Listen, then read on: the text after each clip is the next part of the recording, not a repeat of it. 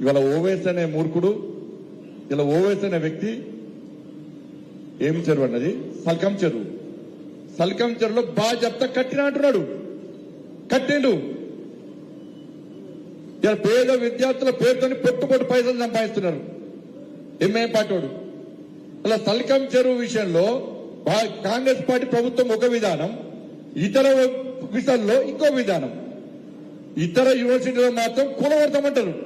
కూలగొట్టాల్సిందే. దాని భారతీయ జనతా పార్టీ వ్యతిరేకం కాదు, కూలగొట్టాల్సిందే. కానీ ఓవైసీ అనే వ్యక్తి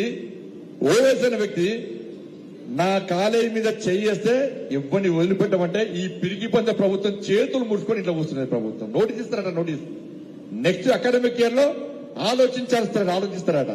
అంటే చేయలేని చవట చేసిన ప్రభుత్వం కాంగ్రెస్ పార్టీ ప్రభుత్వం. ఇవాళ ఓవైసీ వార్నింగ్ ఇస్తే భయపడే ప్రభుత్వం కాంగ్రెస్ పార్టీ ప్రభుత్వం. దానిలో చదువుకునే 40,000 మంది విద్యార్థులకు ఏదో రకంగా న్యాయం చేయాల్సిందే, అన్యాయం చేయదు. కానీ అన్ని కూల్చినప్పుడు ఓవైసీకి ఎందుకు ఎగ్జిబిషన్ ఇలా కాంగ్రెస్ పార్టీ స్పష్టం చేయాలి. కాంగ్రెస్ పార్టీ క్యాడర్ ఆలోచించాలి.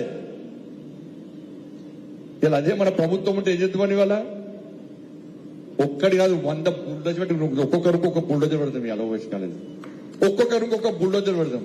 వాడొస్తే వాడు కూడా దాన్ని నొక్కుంది. దాన్ని అంటే బెదిరిస్తే భయపడే ప్రభుత్వం ఇది.